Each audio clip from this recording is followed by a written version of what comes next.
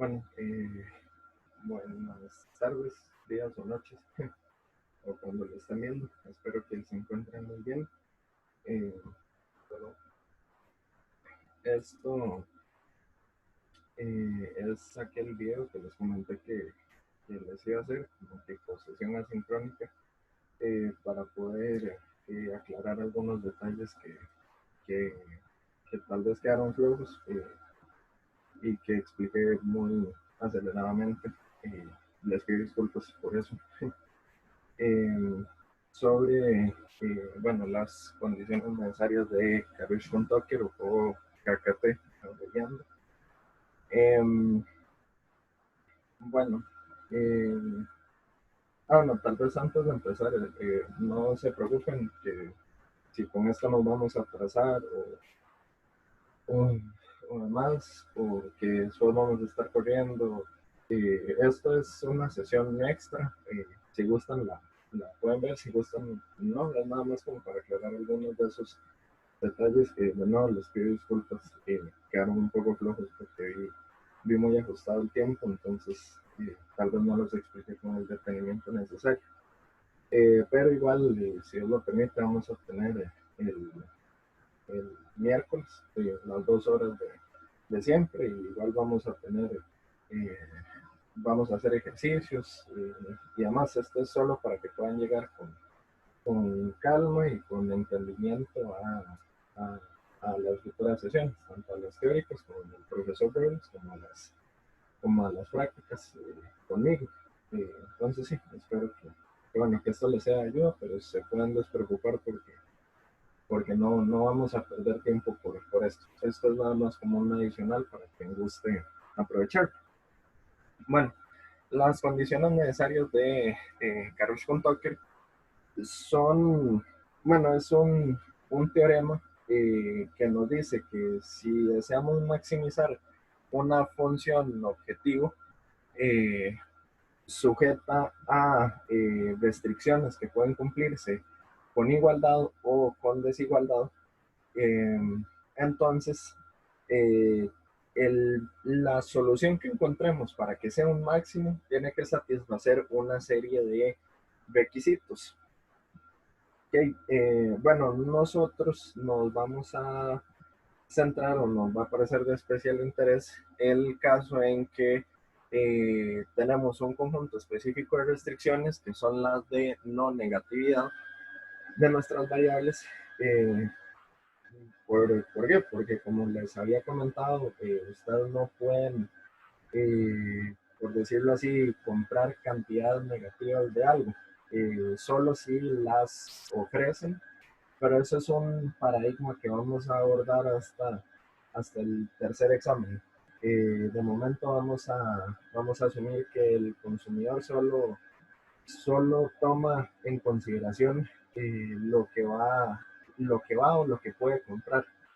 Eh, entonces sí, en su compra solo puede hacerlo o no comprando o comprando, no comprando cantidades negativas. Sí, y aparte de esa clase de restricciones, los recursos son escasos en el entorno que analizamos, entonces va a haber una serie de restricciones adicionales. Bueno, ustedes pueden pensar, ¿por qué no negatividad si acá está formulado en términos de que sea menor o igual a cero? Bueno, eso es porque el teorema por lo general se, se formula o se presenta en la mayoría de documentos que lo busquen, lo van a encontrar de este modo cuando las restricciones son menores o iguales que cero. Pero vean que es exactamente lo mismo esto, multiplicar por -1 a ambos lados y cambiar el orden de la desigualdad.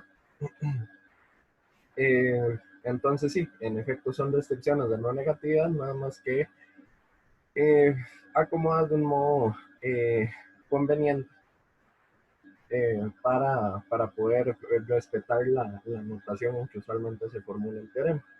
Bueno, y yo les había comentado que el teorema teorema de Karush-Tucker a lo que se refiere es que si ustedes encuentran un punto, para que este sea un máximo, debe cumplir que esta es una condición, por decirlo así, trivial. Si es solución a que si ustedes maximizan esto cumpliendo estas restricciones, por supuesto que se tiene que cumplir que se satisfagan las restricciones. Eh, Además, los ponderadores de Lagrange de cada una de las restricciones específicas tiene que ser mayor o igual a cero. Y luego, los ponderadores de Lagrange de cada restricción multiplicados por su respectiva restricción tienen que ser iguales a cero. Y eso tiene que ser cierto para todas las restricciones que tengamos. Entonces, sí, con lo que yo les había comentado, se tiene que satisfacer esto también. Acá fue simplemente que pusimos acá dijimos exactamente el tipo de restricción a las cuales nos estamos refiriendo. Antes yo les había formulado el teorema nada más hablando de unas restricciones cualquiera. Acá ya tenemos un tipo específico de restricciones y acá tenemos varios tipos de restricciones, M restricciones, las cuales son, por decirlo así, generales. Okay. Entonces, lo último que tiene que satisfacer como requisito un máximo en este tipo de problemas es que la derivada del lagrangiano con respecto a cada una de las variables que estamos tomando en consideración sea igual a cero. ¿Okay? Entonces,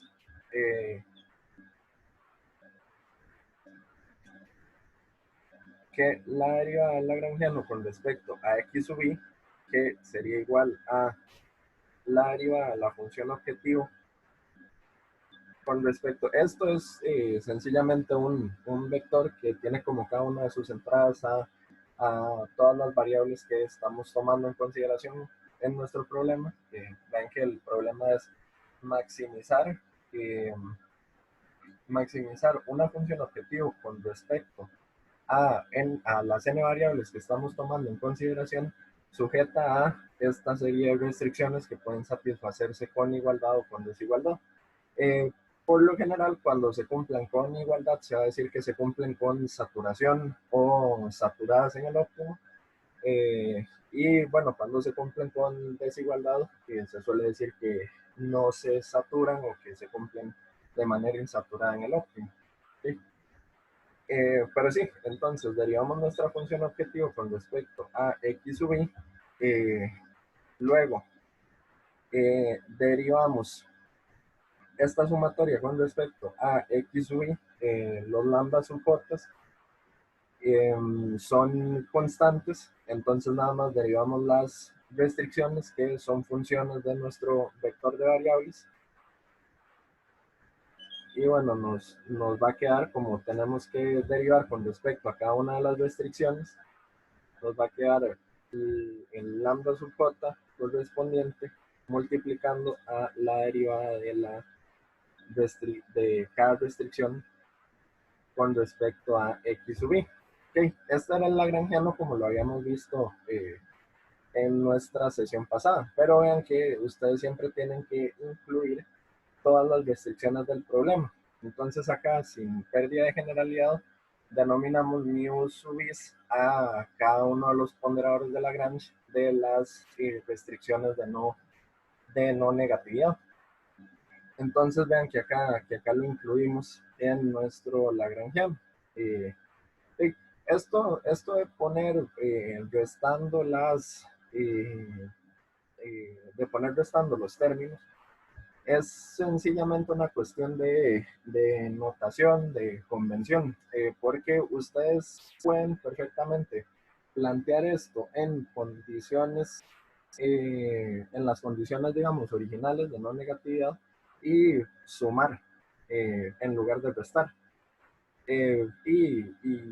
E igualmente lo pueden hacer con los otros tipos de restricciones que hagamos. Usualmente, porque tiene como más peso intuitivo, nosotros las vamos a poner del modo contrario. Esto es más que todo para que ustedes puedan entender bien de dónde sale lo que encuentran en el surito.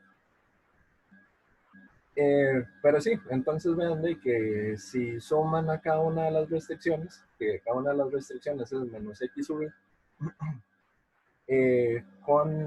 con respecto a, perdón, multiplicadas por su respectivo ponderador de Lagrange, entonces de lo que van a encontrar es que es la resta de una serie de restas, ¿ok? Porque está planteada en términos del negativo y de un número no negativo. Entonces, bueno, perfectamente acá lo pueden poner sumando si se deshacen de este menos de acá. Ok.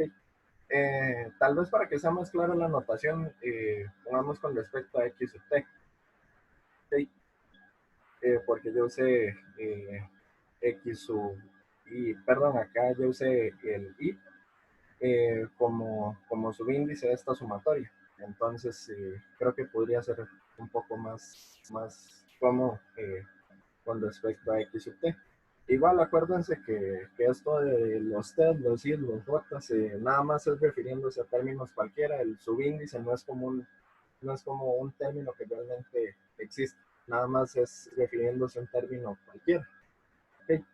Eh, entonces sí, si ustedes esto lo verían con respecto a x sub t, entonces les va a quedar más mu sub t únicamente. ¿Por qué? Porque digamos que ustedes tengan la sumatoria desde i igual 1 hasta n de mu sub i con respecto a x sub i. Okay, esto es igual a mu sub 1 por x1 más mu sub t menos 1 por x sub t menos 1 más mu sub t por x sub t más mu sub t más 1 por x sub t más 1 y así sumando hasta llegar a mu sub n por x sub n. Ok, entonces si ustedes quieren derivar esta sumatoria con respecto a x sub t, que t es un término cualquiera de esta sumatoria, pero a pesar de que es un término cualquiera, sigue siendo un solo término cualquiera. Entonces, bueno, para derivar esta sumatoria, ustedes tendrían que derivar cada uno de los términos que tienen aquí adentro.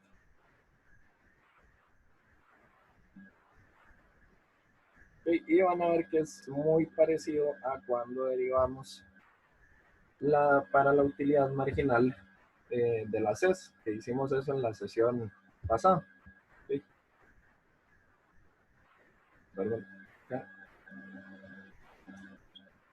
Sí.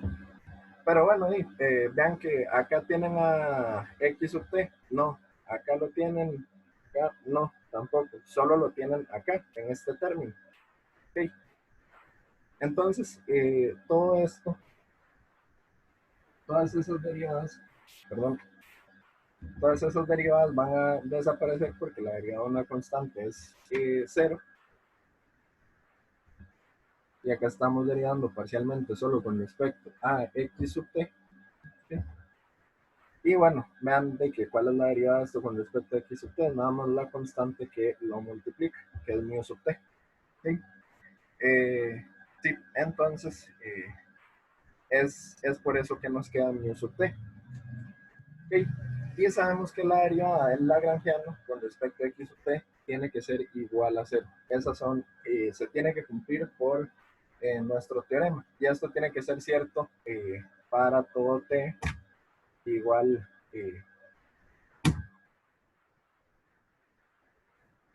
perteneciente al conjunto de las variables que estamos tomando en consideración.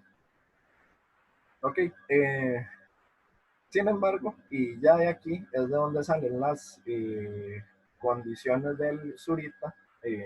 Voy a borrar esto acá un momento. Okay. Es que vean que este término que ustedes tienen acá tiene que ser igual a 0. Okay. Entonces ustedes tranquilamente pueden pasar mu sub t de lado, restando. Okay. Entonces, bueno, ya acá saben que es menos mu sub t. Entonces, si saben que es menos mu sub t, lo pueden inyectar en esta condición que tienen acá.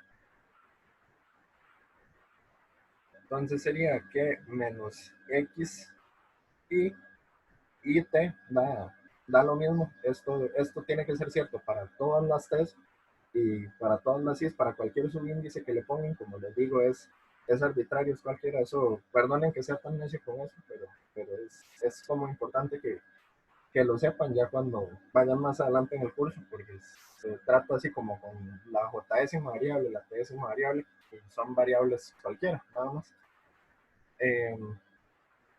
Entonces sí, okay, sería que x sub i por menos mu sub i, pero ¿qué es menos mu sub i? Es la derivada de la función objetivo con respecto a, bueno, a x sub t, para que sea más claro, menos la sumatoria desde j igual a 1 hasta m del resto de restricciones generales derivadas con respecto a x sub t multiplicadas por el ponderador de Lagrange. Okay, entonces es necesario que esto sea igual a 0. Eh, y, eh, y finalmente, ¿cómo sabemos que mu sub t es mayor o igual a 0? Porque impusimos esa restricción, porque por el teorema, si hay un máximo, tiene que satisfacer esa condición. Entonces, como su determinación como una constante como tal no nos suele ser tan relevante, podemos sencillamente de acá deducir que como esto tiene que ser una cantidad no negativa, eh, al multiplicarla por menos 1 tiene que ser una cantidad no positiva. Y por lo tanto nos quedamos nada más con esta restricción de acá. ¿Sí? Y esto tiene que ser cierto para todas las variables de nuestro problema. Entonces sí, vean, de acá es de donde sale, de acá es de donde salen las condiciones que emplea el Zurita a lo largo de todo el libro. Y bueno, ya a partir de eso ustedes pueden ya juzgar con su criterio y decir, bueno, eso fue un pleonasmo, me disculpo, pero sí, ya pueden juzgar ustedes eh, y decir, bueno, entonces la anotación del libro está un poco mal, porque el libro siempre pone que la derivada del lagrangiano sea inferior o igual a 0 y que x sub t por la derivada del lagrangiano sea igual a 0. Y tienen ustedes toda la razón, porque esto no es la derivada del lagrangiano completo. Es la derivada de lo que sería el lagrangiano si quitamos esto de acá. Eh, entonces sí, para que sean conscientes de dónde sale eso, porque sí, el Zurita como que lo dice muy poco orgánico. En una página, si mal no recuerdo, decía como, bueno, y si este es el teorema de Karushkon y Tucker, pero bueno, yo lo vi en la primera edición, ese fue el libro que usé yo, no sé en la segunda edición si lo están usando ustedes. Pero sí, en la primera edición venía así, y bueno, a esto le tenemos que sumar condiciones de no negatividad, es obvio o es claro que podemos poner esto en estos términos de acá. Pero bueno, ya ven que no es tan claro, es bastante directo, pero no es tan claro. Pero sí, de acá salen las condiciones del libro, entonces para que ustedes sepan así y tengan la autoridad de decir, la anotación del libro no es totalmente correcta porque esto no es la derivada del Lagrangiano. Entonces sí, bueno, ahora a lo importante, que es que resolvamos algunos ejemplos con esto. Okay. Más que todo, o sea, en realidad los ejemplos que les voy a resolver son de maximización de la utilidad con dos bienes sujetos a una restricción presupuestaria.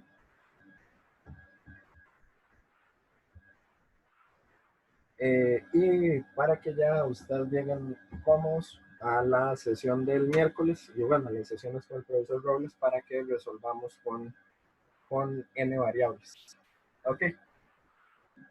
Bueno, entonces digamos que ustedes quieren maximizar con respecto a x y y, que son dos bienes, una función de utilidad x que depende de los dos bienes, que es igual a x a la alfa por y a la 1 menos alfa. Ok, bueno,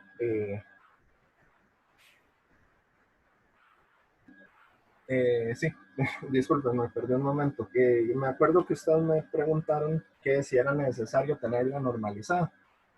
Y no, no es necesario tenerla normalizada, pero bueno, eso tiene como un sentido teórico también que creo que fue Hegel quien lo comentó acerca de las transformaciones monótonamente crecientes, como la utilidad es una noción ordinal totalmente, que él me enredó un poco con las palabras, les pido disculpas también por eso, está un poco nervioso. Pero sí, como la utilidad es una noción ordinal, siempre se puede tomar una función de utilidad y realizarle una transformación monótonamente creciente. ¿Okay? Y mientras mantenga el orden, por eso los sutiles son nociones ordinales, no cardinales, mientras mantenga el orden en las canastas, va a mantener cuál es el argumento maximizador de esa función de utilidad. Y, y bueno, así va a tener una misma solución el problema. Eh, pero sí, de hecho hay un teorema que les dice a ustedes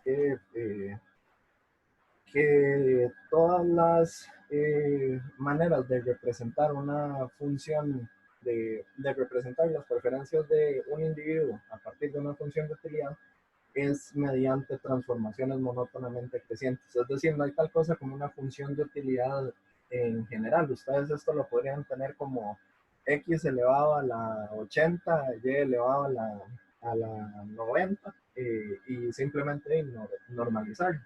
Y por eso es que ustedes van a ver más adelante que hay muchos conceptos en producción que no tienen tanto sentido en teoría del consumidor, porque las funciones de utilidad se definen en sí mismas por transformaciones monótonamente crecientes. Pero bueno, es maximizar con respecto al consumo de X y Y esta función de utilidad de tipo Cobb-Douglas normalizada sujeta a que el ingreso tiene que ser mayor o igual que el consumo nominal, sí, que el consumo nominal que se haga de esos bienes, ¿okay? Y que el consumo que se haga de ellos tiene que ser mayor o igual eh, que, que cero. Okay, entonces, bueno, si construimos el lagrangiano como lo suele construir el Zurita, que no es, por decirlo así, totalmente apropiado, tendríamos que sería x a la alfa por y a la 1 menos alfa, okay, más, acá lo hago con más a pesar de que el pasado lo hicimos con restando, para definir las restricciones como mayores o iguales a cero, porque seguro ustedes se van a guiar con el libro y con el material del profesor Robles y por lo general ellos lo emplean de este modo. Entonces, más lambda por m menos p sub x por x más p sub y por y. ¿Okay? Bueno, entonces, si derivamos esta derivada,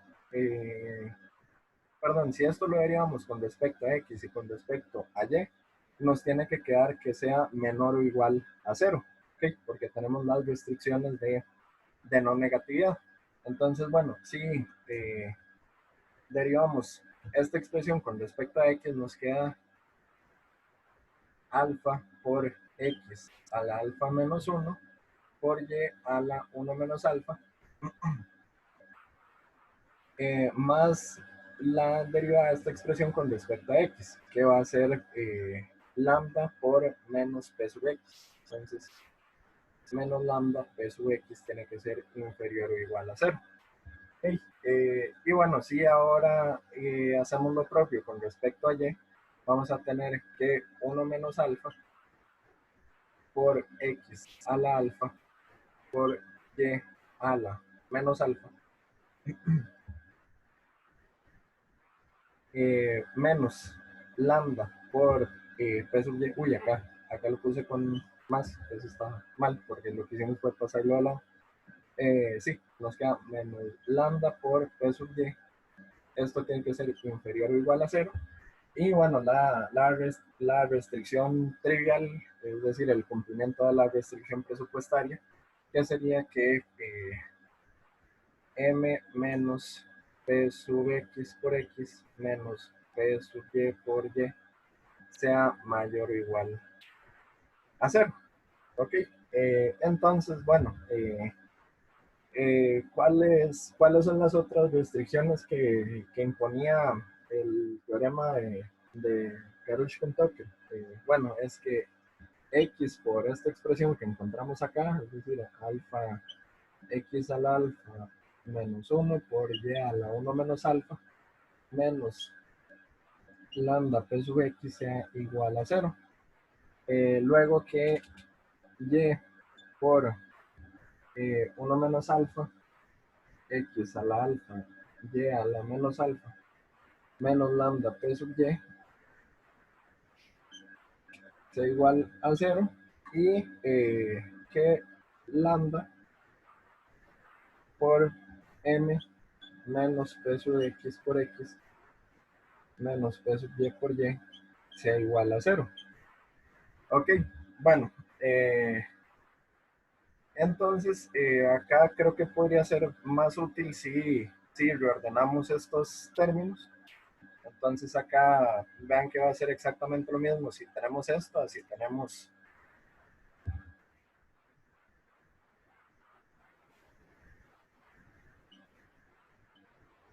Sí,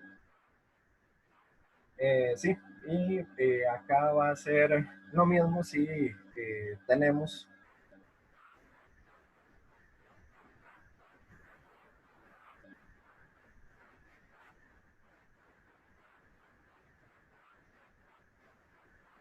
Ok, sí, vean que bueno, que va a ser lo mismo. Y entonces eh, podemos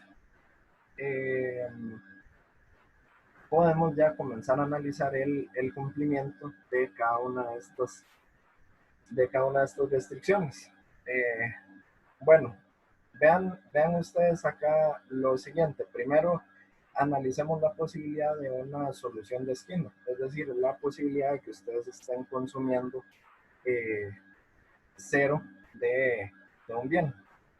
Eh, Vean que esto es nada más la utilidad marginal de la utilidad marginal con respecto a x y esto es la utilidad marginal con respecto a y. Entonces, vean que eh, supongan ustedes la posibilidad de que x sea 0. Entonces, la utilidad marginal cuando x tiende a 0, en nuestro caso va a ser infinita. ¿Okay? Pero bueno, eso va a ser contradictorio con el hecho de que sí, esto va a ser contradictorio con el hecho de que esta expresión que tenemos acá sea inferior o igual a 0 y por lo tanto esto es contradictorio y no puede estar ocurriendo. Y si hacemos lo mismo, perdón, utilidad marginal de x, y si hacemos lo mismo con respecto a y, vean que nos va a pasar exactamente igual. El límite cuando y tienda a 0 nos va a dar infinito, de nuevo va a ser contradictorio y por lo tanto vamos a consumir cantidades positivas de los dos bienes. ¿Okay?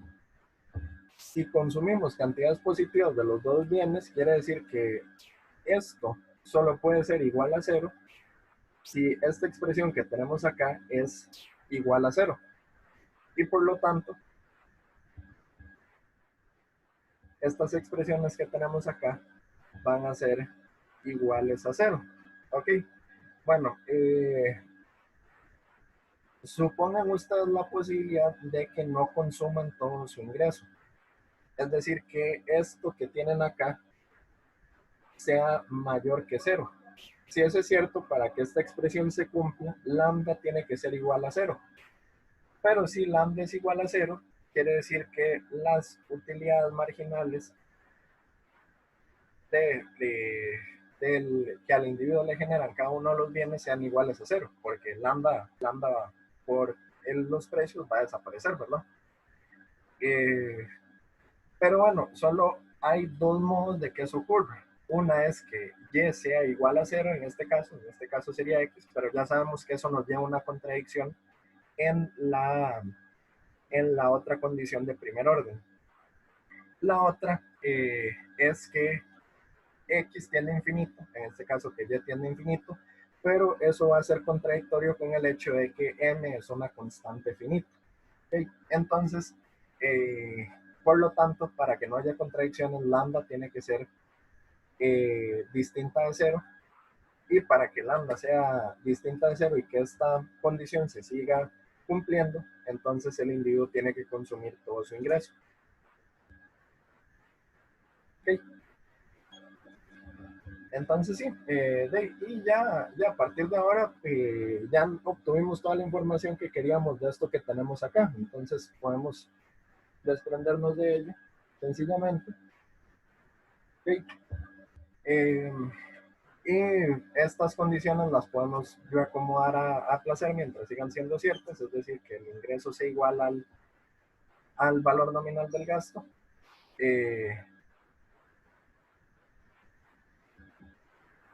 Y pasar lambda multiplicado por el precio de lado. Ok, entonces, a partir de acá podemos dividir estas dos expresiones y nos va a quedar como la vieja confiable, digamos, que es la condición de que la tasa marginal de sustitución subjetiva del individuo se iguala a la tasa marginal de sustitución de mercado, o lo que es lo mismo, que el cociente de utilidades marginales sea igual al cociente de los precios, o lo que es lo mismo y el que tiene el significado intuitivo más importante, que la valoración relativa del individuo coincida con la valoración relativa que tiene el mercado por un bien con respecto a otro. Okay. Entonces, bueno, sí, dividimos estas dos expresiones, eh, van a desaparecer los lambdas, entonces esto es cierto, sí, solo sí. Lambda por lambda entre 1 menos alfa, perdón, multiplicado por, vean que acá esto es, esta expresión de acá se nos va a ir con esta, ¿okay? Es con esta menos alfa se nos desaparece con esta expresión que tenemos acá, y nos queda nada más y sobre x. Esto tiene que ser igual a px por py. ¿Okay? Bueno, esto va a ser cierto, sí, solo sí. Y es igual a px por x entre py por 1 menos alfa entre alfa. ¿Okay? Luego ahora podemos inyectar en esta condición que tenemos acá. Entonces esto implica que m tiene que ser igual a px por x más p sub y se nos va a cancelar. Entonces nos queda p sub x por x por 1 menos alfa entre alfa. Okay. Esto va a ser cierto, sí, solo si m es igual a, sacamos al factor común de sub x por x, y esto nos queda 1 más 1 menos alfa entre alfa. Bueno, acá esto es lo mismo que tener alfa entre alfa. Entonces se pueden dividir sin ningún problema. Entonces, vamos a ver que esto nos queda 1 entre alfa, porque se van a cancelar estos alfas en el numerador.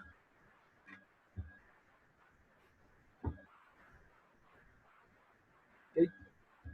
Y bueno, por lo tanto, el consumo óptimo o marshalliano o walrasiano, lo van a ver de muchos modos, es alfa veces m entre p sub x.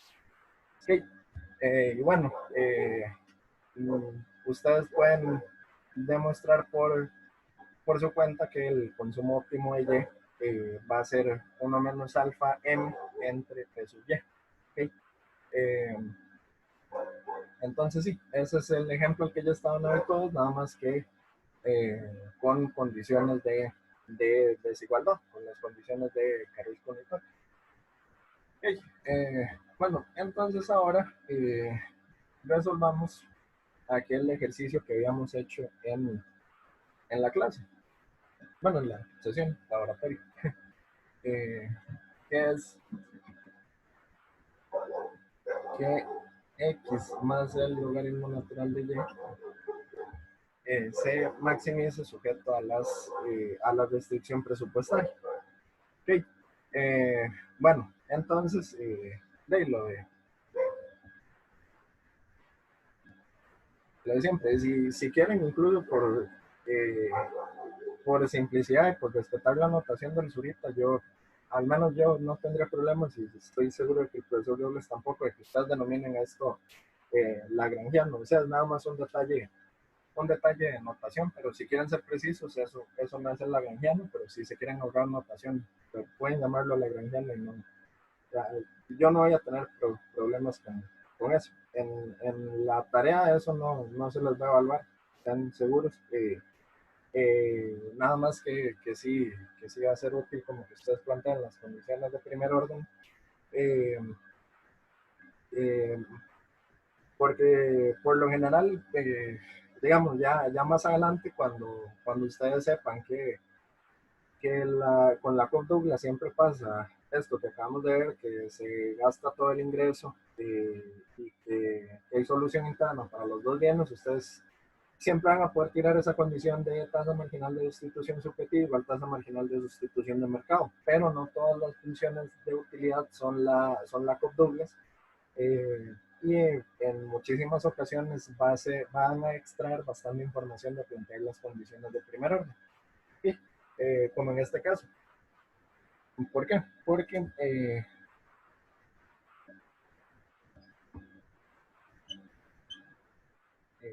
plantean, plantean esto. Y bueno, si derivamos esta expresión con respecto a x, nos va a quedar 1 menos lambda p sub x inferior o igual a 0. Perdón. Si derivan esto con respecto a y, nos va a quedar 1 entre y menos lambda p sub y inferior o igual a 0. Y bueno, después lo trivial. También lo pueden ver simplemente como,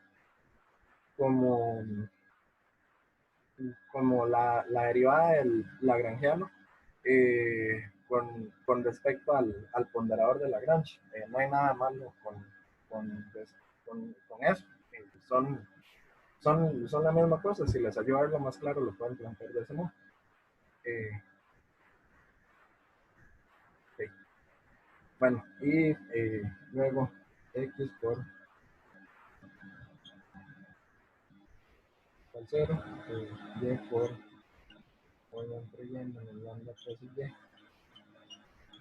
igual 0 y lambda por m menos p sub x por x menos p sub y por y igual a 0.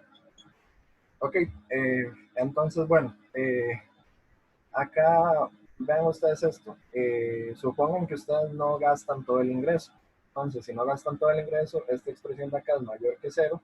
Entonces, lambda tiene que ser igual a 0. Pero vean que si lambda es igual a 0, se les desaparecen estos términos de acá y les va a salir que 1 tiene que ser menor o igual a 0, que es contradictorio. Entonces, lambda no puede ser 0. Lambda tiene que ser positiva y por lo tanto, para que esta condición se satisfaga, ustedes tienen que estar consumiendo todo el ingreso. ¿Sí? Entonces, esto va a ser igual a 0. Ok, bueno, vean la siguiente posibilidad. Supongan que ustedes están consumiendo 0. Entonces, el límite cuando y tiende a 0 de la utilidad marginal con respecto al bien y es igual a infinito. Perdón. Eh, sí, es igual a infinito. Y por lo tanto, eso es una contradicción. De modo que y tiene que ser, es una contradicción porque les va a decir que infinito es más pequeño que 0, que infinito positivo es más pequeño que 0, entonces sí, eso es una contradicción y por lo tanto y tiene que consumirse en cantidades, ¿cómo se llama? Positivas. Okay, vean que esto también lo pueden analizar desde el supuesto de la racionalidad del consumidor. Digamos que llega un consumidor que tiene esta función de utilidad y él dice, sí, yo voy a consumir 0 unidades de Y. El logaritmo natural cuando y tiende a 0 tiende a menos infinito. O sea, no podría estar más infeliz que consumiendo 0. Entonces, sí, en efecto no es posible que se esté consumiendo 0 unidades de Y. Okay, entonces, si ya se consumen cantidades positivas, para que esto se satisfaga, esta expresión de acá tiene que ser igual a 0. Okay. Sí, y luego vean que de acá les quedan dos posibilidades de consumo para X. Puede que X sea mayor a 0 y en cuyo caso esto va a ser igual a 0, o puede ser que X sea, puede ser que esto no sea igual a 0, entonces X va a tener que ser igual a 0. Y vean que no representa ninguna contradicción con el resto de condiciones que tenemos acá. Entonces sí, solo ya no podemos extraer más información de acá. Entonces, bueno, podemos establecer lo siguiente. Estas condiciones las planteamos del modo más intuitivo. ¿Sí? Y,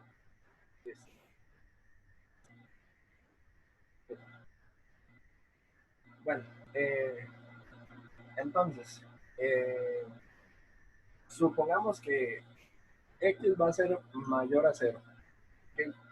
Si X va a ser mayor a 0, entonces ambas condiciones se satisfacen con igualdad. Entonces, 1 es igual a lambda p sub X y 1 entre Y es igual a lambda p sub Y. Okay. Bueno, entonces podemos dividir esto y obtenemos que, por lo tanto, el consumo óptimo de Y es igual a P sub X entre P sub Y. Okay. Que eso es lo que yo les había comentado en la sesión pasada, y no, me disculpo, creo que lo dije muy rápido. Que digamos que si ustedes analizan la elección que tiene el individuo, van a ver que esto es una cantidad fija, una cantidad constante. Creo que eso mejor lo vemos al final, gráficamente, cuando ya tengamos el caso en que X sea igual a 0. Ok, bueno, entonces vean que Y, el consumo óptimo es este, y podemos inyectar esto podemos inyectar esto en la restricción presupuestaria. Entonces, esto implica que M es igual a P sub X por X, más se nos va a cancelar ¿cómo se llama? Perdón, me fui. Se nos van a cancelar los P sub Y, y nada más nos va a quedar P sub X. Entonces, bueno, esto va a ser cierto, sí, solo sí. M entre P sub X es igual X, a X más 1. Y bueno, por lo tanto, el consumo óptimo de X es igual a M entre P sub X menos 1. ¿Okay? Otro modo más claro de plantearlo sería, y es exactamente igual, es que M menos P sub X entre X sea el consumo óptimo de, de, del bien X. ¿Sí? Pero bueno, como acá estamos exigiendo que se consuman cantidades positivas de X, esto va a ser cierto. Sí, solo sí.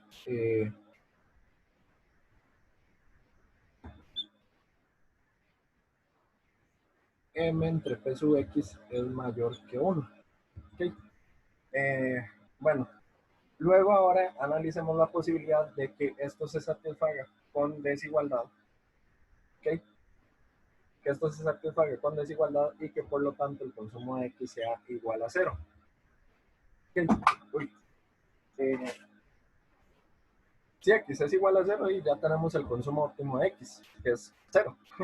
Entonces podemos inyectar perfectamente en la restricción presupuestaria y nos va a quedar que M va, o sea que nuestro ingreso va a ser igual al gasto nominal que hagamos en Y. Entonces el gasto real óptimo que vamos a hacer en el bien Y, o que nuestro consumidor realiza en el bien Y, es M entre P sub Y. ¿Okay? Pero bueno, nosotros establecimos esta condición de acá.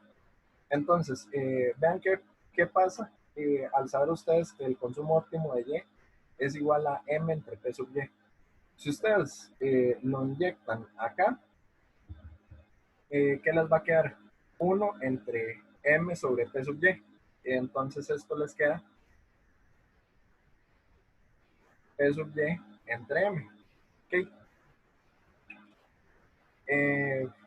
Y bueno, dividimos por P sub Y a ambos lados y nos va a quedar que lambda es igual a 1 entre M. ¿Okay? Entonces, si lambda es igual a 1 entre M, podemos inyectar esta condición acá y nos queda que 1 tiene que ser inferior a P sub X entre M. Y entonces, pero esto es cierto, si solo si M entre P sub X, es decir, cambiando los lados, perdón, pasando de lado o bien invirtiendo y cambiando la orientación de la desigualdad, eh, perdón, sí, bueno, entonces pasan M acá a multiplicar, pasan P sub X a dividir, entonces nos va a dar que esta condición, este tipo de demanda se satisface o se cumple si solo si M entre P sub X es inferior a 1. ¿Okay? Eh, ¿Okay? Inferior o igual, porque vean que disculpen, ahí sí los envié, inferior o igual, porque vean que de las condiciones de KKT no es contradictorio que ustedes tengan que las dos condiciones sean iguales a 0.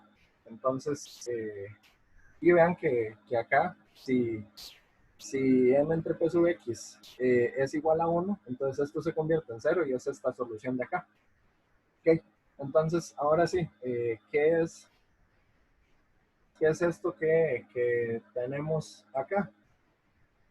¿Cómo serían las curvas de indiferencia de este sujeto que estamos viendo?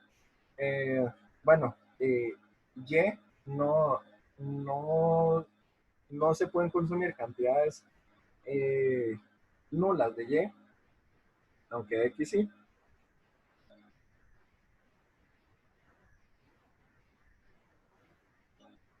Okay, van así, las curvas de indiferencia. Y la restricción presupuestaria, entonces vean que así, perdón, no bien, así, okay.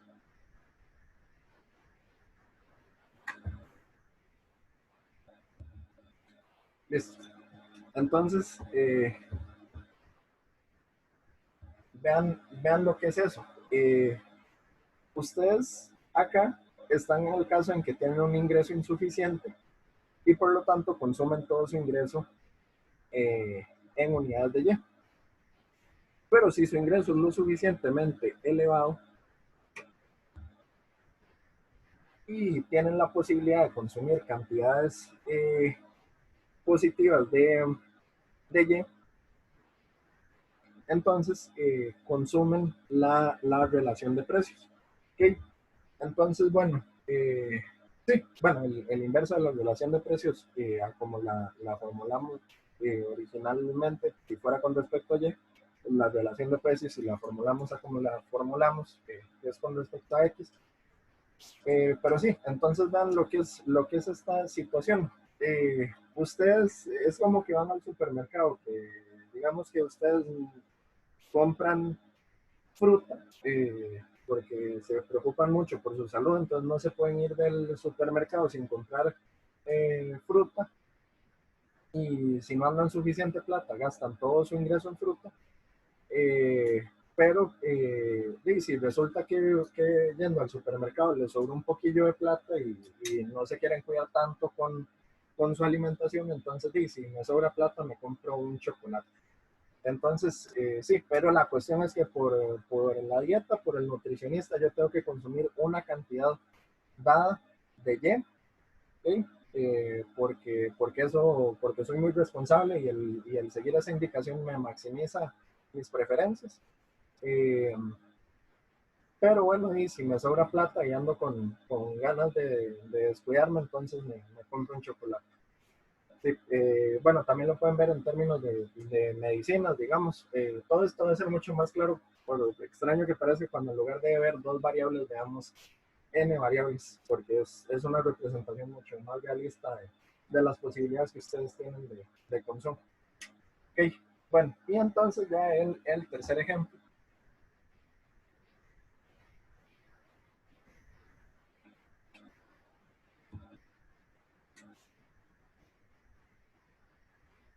Eh, ok, bueno, si están viendo el video, pues, lo ven de una vez para que lo vayan pensando. Eh, si no, ni siquiera van a escuchar mis palabras. Pero si le ven un poco más tarde, se van a dar cuenta de que igual íbamos a ver esto el miércoles. Nada más yo lo puse por si alguien lo quería ir pensando para que llegue un poco como más, con más entendimiento a la sesión. Okay.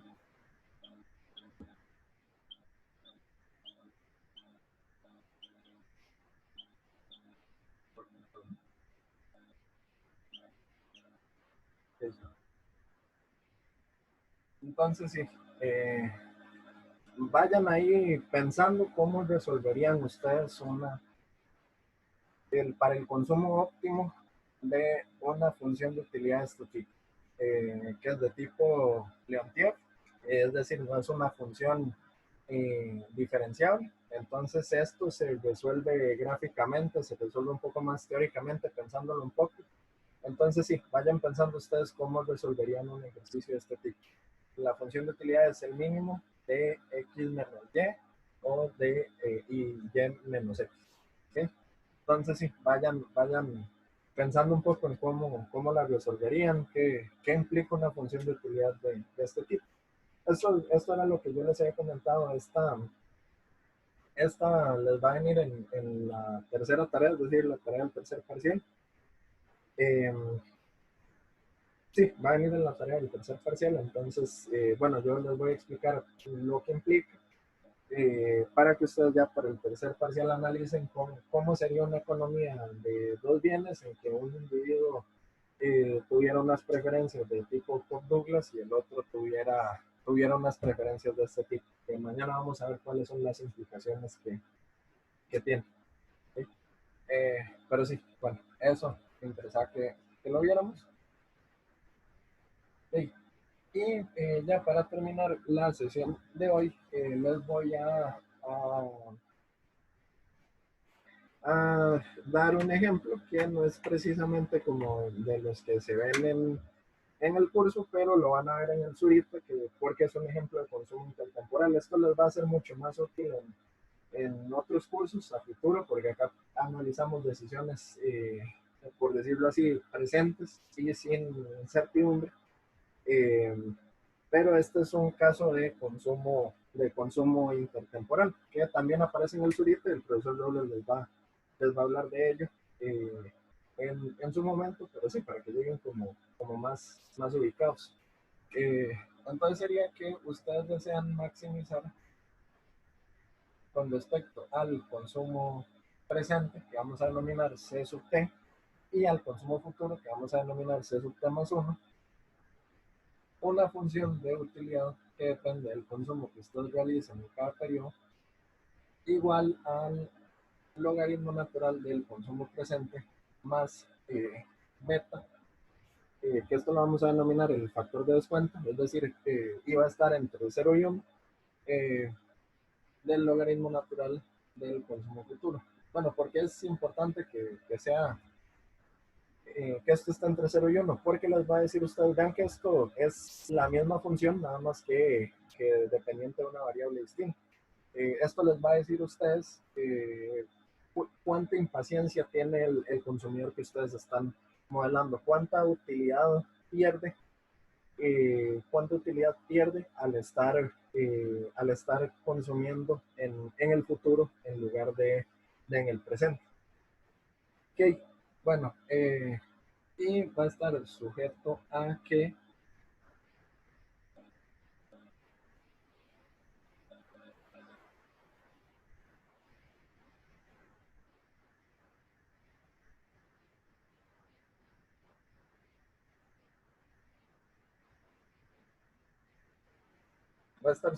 el valor presente del ingreso, es decir, el ingreso presente más el valor presente del ingreso futuro, esto es traerlo a valor presente, porque digamos, les dice a ustedes cuántas unidades de bienes, todo acá lo vamos a asumir que está en términos reales, podrían obtener ustedes en el futuro si en lugar de consumir este ingreso que tienen, lo ponen en el banco, ganan intereses y obtienen posibilidades de consumo futuro. Por eso es que en algunos modelos se postula que la tasa de interés no es, por decirlo así, el precio del dinero, como el paradigma dominante de la macroeconomía lo suele atribuir, sino que si ustedes se ciñen a un modelo que se llama que lo desarrolló un señor Bitzel, él modela básicamente toda la economía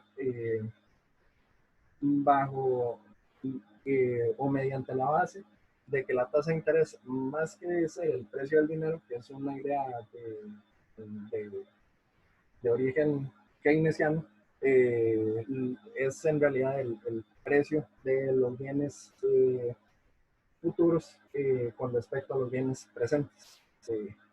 Pero sí, bueno, ya hay algunos modelos en donde es las dos cosas.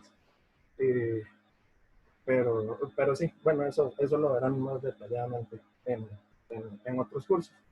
Sí, entonces, bueno, esto lo que les quiero decir es que el valor presente del ingreso de toda su vida tiene que ser mayor o igual que el valor presente del consumo que ustedes realicen en toda su vida.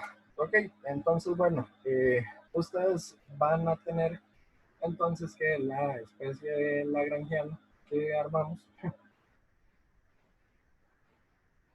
es del siguiente modo. Okay. Sí, bueno, marcador en línea está funcionando también. Entonces, sí.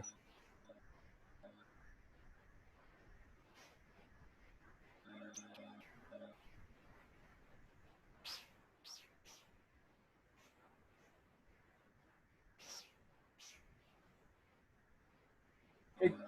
Bueno, entonces, y sujeto también a que no podamos, no puede haber consumo negativo. Entonces, sí, planteamos nuestras condiciones de siempre. 1 entre C sub T menos lambda, que esto sea inferior o igual a 0. Y acá, beta entre C sub T más 1. Estamos derivando con respecto a cada una de las variables que estamos tomando en cuenta. Menos lambda entre 1 más R sea inferior o igual a 0. Okay. Y luego que la trivial, la que siempre se tiene que satisfacer, si no ni siquiera sería una solución.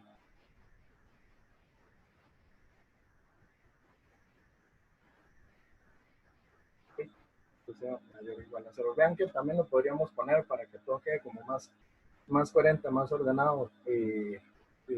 Yo esto lo hago más que todo para respetar la notación del surita, como les dije. Pero sí, para que todo quede más coherente, más ordenado y nada más multiplican por menos a cada lado, que nada más, sí, ya sea revertir el orden de la desigualdad. Pero sí, yo esto lo hago más que todo porque, primero, para respetar la notación del surito y que ustedes se puedan guiar con eso.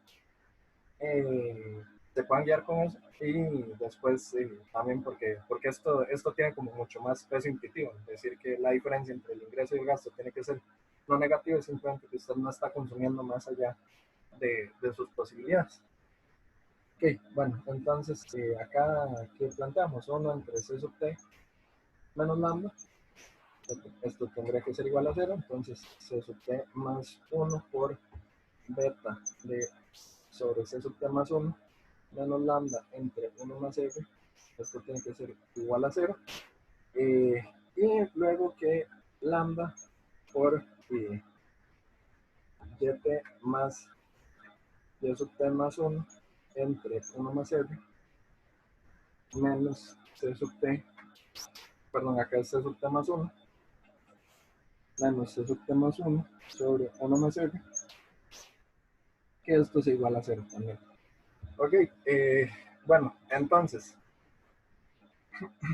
eh, la, cabe la posibilidad de que esto se cumpla con desigualdad en lugar de con igualdad. Si se cumple con desigualdad, quiere decir que ustedes están consumiendo 0 en alguno de los dos periodos. Pero bueno, y si consumen 0 en este periodo, entonces llegan a una contradicción. Les va a decir que infinito menos lambda, que sería infinito, es inferior o igual a 0. Y acá nos pasaría exactamente lo mismo, entonces sería contradictorio. Por lo tanto, se tiene que cumplir con igualdad estas dos condiciones que tenemos acá. Okay. Eh, Luego, puede que ustedes no gasten todo su ingreso puede que ustedes no gasten todo su ingreso. Eh, en ese modelo nos va a resultar imposible.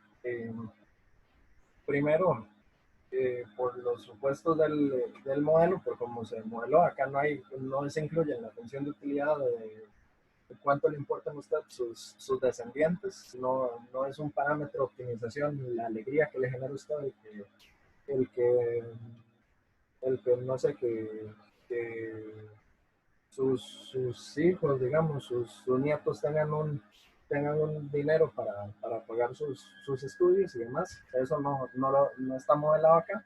Entonces, bueno, ya podrán intuir ustedes que al final ustedes van a terminar gastando todo el ingreso, pero para que vean que también es coherente con la formulación matemática,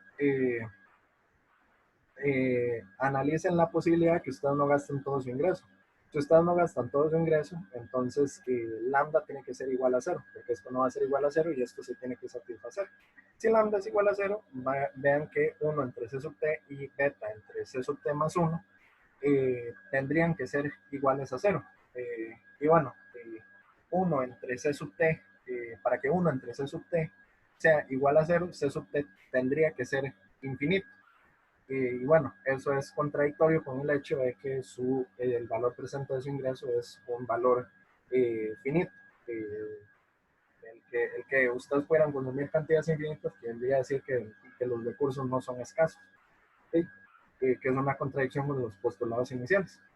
Entonces sí, en efecto, lambda va a ser una cantidad mayor a cero, en particular, distinta de cero en general. Entonces esto se tiene que cumplir con igualdad. ¿Sí? Y bueno, ya lo de siempre, nos podemos deshacer de esto.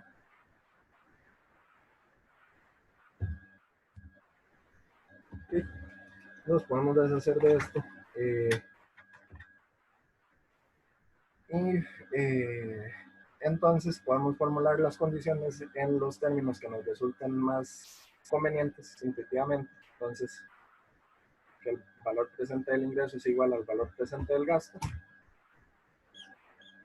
¿Okay? Igual entre estos términos. ¿Okay? En la sesión del miércoles y con procesos de aulas también lo van a ver.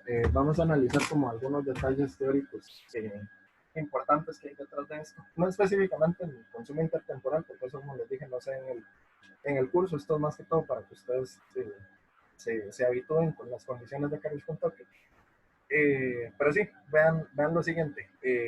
Bueno, esto que esto sería lo mismo a que 1 más r se pase de lado. ¿Sí?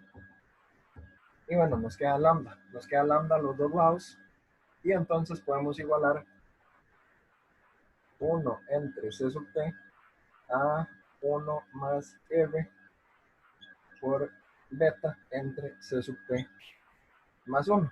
Esto a ustedes les parecerá que tiene un significado intuitivo muy poderoso. Y bueno, no se están equivocando, porque esto no es esto ocurre acá particularmente. Pero en general, en esta clase de problemas se van a encontrar mucho una condición que se llama ecuación de Euler, que les va a decir que la utilidad marginal que el individuo obtiene del consumo presente es igual a la utilidad marginal que el individuo obtiene del ingreso futuro ponderado por el costo de oportunidad del consumo presente y también por el factor de descuento, es decir, la utilidad que pierde por consumir en el futuro y no en el presente. Y bueno, ¿por qué esto tiene sentido? Porque el individuo lo que va a estar haciendo es que dice, ahí sí yo voy a consumir en este punto porque no tengo incentivos de traspasar unidades de consumo al presente y viceversa. Entonces, bueno, esto va a ser cierto. Sí, solo sí. C sub t es igual a... pasamos de lado, perdón. C sub t más 1.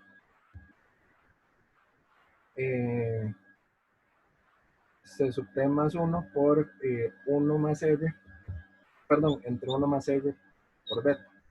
Ok, bueno, entonces podemos pasar del lado del beta, inyectamos en la condición, en la restricción presupuestaria intertemporal, y vean que beta por C sub t es justo esto que tenemos acá, que es exactamente lo mismo que tenemos acá, y nos va a quedar que el valor presente del ingreso de nuestra vía